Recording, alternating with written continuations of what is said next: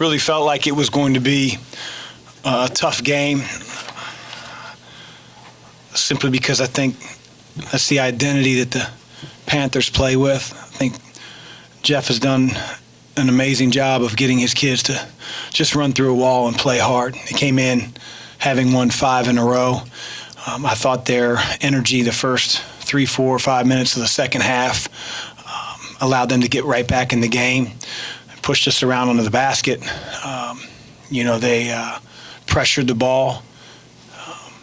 They play with a swagger. They play with a toughness, and they're going to win more games than they did a year ago. So, and we knew that coming in. I think when you go against McGowan's and Xavier Johnson, they just play downhill. And, Xavier had a couple pull-ups that I don't want to say we'd give them, but we just didn't want them getting to the rim. And for them to only shoot 6 free throws, we did our job. And, so we lived to move on, and happy that we started ACC play this early in the season at 2-0. First half, you guys were 9 of 17 from 3, only had 8 points in the paint. Second half, it kind of switched a little bit, 16 points in the paint and 9 3-point attempts. What led to that? Well, I think really if you look at some of the threes that we made in the first half, we were running offense. Those were open shots. We weren't taking ill-advised shots. I thought the ball touched the paint, or at least got close to the lane on several of those 3-point attempts, and that's when the defense will converge. A few times they went zone. We executed what we wanted to run, and we got the looks that we wanted. So I don't know if we wore them down or just found the sweet spot in the second half. But we always want to be a team that tries to live in the lane, that tries to get paint touches, and then whatever shot presents itself from there, we'll take. Coach, statistically, Malik Williams had his best game of the year tonight. Did you feel like there was anything different in his play compared to other games? If so, what would that be? Well, I think, he was out for 2 months. So to expect him to come in the first game or two and be maybe what you saw tonight, I think that's asking probably too much. But I thought he did what we've come to expect. His voice on the defensive end, his ability to help his guard teammates contain the basketball in ball screen situations, affect shots at the rim without fouling. I think there were 6-7 minutes, maybe even less in the second half, and we had 3 team fouls against a very aggressive offensive team. And so I think that talks a lot about just being disciplined, positional defense, and a guy like Malik certainly embodies that. Fresh and Darius had some, I guess you could say, questionable turnovers. What did you think of their overall play tonight? They didn't play great offensively, but I thought Fresh didn't let it affect him on the defensive end. He was terrific. He still ran his team. The pressure bothered him and bothered Darius for a little bit. They have to be better, and they will be, and they need to be for us to continue to get better. But tonight are going to help us get over those type of situations and deal with it. What was your first reaction when Jordan went down? What were you thinking, that he might be out for sheer panic? I saw his expression, and I think that's the first thing that I look for when a guy goes down. Sometimes they just want rest. But when you see like a little bit of fear or a little bit of panic, which I saw that in Jordan for a second. I think he thought, he said it almost came out. And I said, well, did it come out? And he said, no. I said, well, almost doesn't count. But no, I was, you don't want to lose your best player. Yeah. How did you keep the team focused during that timeout? Well, it was an extended period of time, and I think we had made a few really good energy plays that I don't want to say completely swung the momentum, but didn't continue to allow the slide that was sort of happening at the beginning of the half. We had made a couple big-time plays. Even on that one, I think we scored a bucket. And so we had a little bit of momentum in our favor. And so when our guys huddled up, I didn't have to say a whole lot. I know they had, just like I did, concern for Jay. But, we do have some older guys, some guys that have been in the locker room for a long time, some fifth-year seniors, and it was sort of business as usual as they went back out on the floor, not knowing if Jordan was going to return or not. How did you feel about the way that your team ended this ball game here?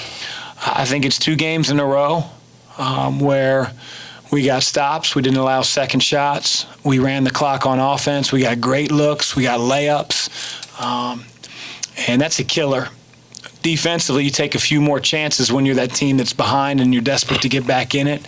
And for us to be able to get the ball reversed, set the screens that we wanted, get layups, that's just backbreaking. And then again, defensively, I thought we were, outside of the first 5-6 minutes, very tough to get in the lane on and tough to get second shots against.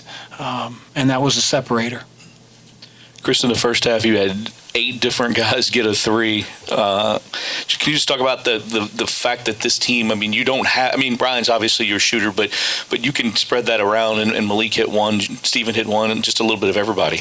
Yeah, I mean, I think we have an extremely good shooting team. I think we've got an elite shooting team at times, and we're just learning when it's a good shot and when it's not. You know, this team, I shouldn't say this team, but the team last year didn't understand that at times. You know, if you've struggled in 3 or 4 straight possessions, you don't take a 1-pass 3 or a transition 3, no matter who you are. And I think our team has really learned that. You know, Jordan has let the game come to him. Ryan is a completely different player from a year ago. Darius, although he didn't play his best tonight, has really matured. You know, my older guys have gotten smarter despite me with the game of basketball. What do you think of Sam tonight? He got some more play than he has in the past couple games. Yeah, I mean, I put him in because I think, you know, his energy level last game was great. You want to reward guys for, you know, doing their thing. I thought Dwayne wore down a year ago, and so we're sort of cognizant of him playing 38, 39 minutes. You know, Sam's getting better and better and better, and so I want him to get out on the floor, and I trust him in situations. He's learning. You know, at the end of the half, and it's probably not Sam's fault so much as his 4 teammates. We didn't echo the play call, so we had 4 guys running a play that I think would have resulted in the same layup that Malik got in the second half, deep in the second half, and we reversed the ball to the wrong side because Sam didn't know the action.